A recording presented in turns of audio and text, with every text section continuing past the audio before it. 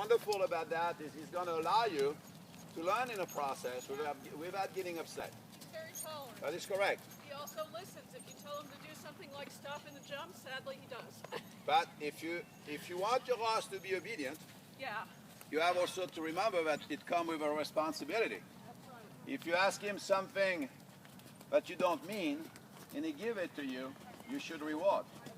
For example, I got students who go to a jump, and their hands are tied in front of the jump, and the horse stops.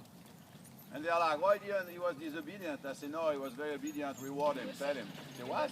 They tell him, you ask him to stop, he stop in front. That's called obedience. Now, if you want something different, ask him something different.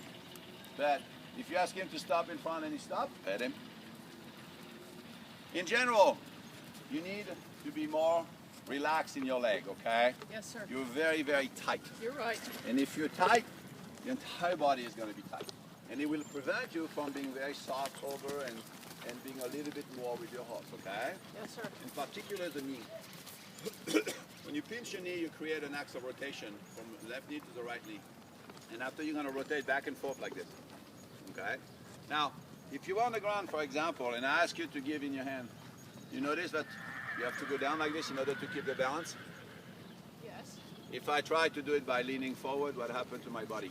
You lean forward on the forehand I and fall. affect his balance. Okay? Yes. So that's the position that you want to get used to. Now, one thing that will work very well for you, and Erin is the same, is practicing your two-point position at the trot for a long period of time. But without grabbing the mane. Yes, sir. Because if you practice grabbing, you practice with a crutch. A crutch, whatever we call it. Frederick? Practice balance.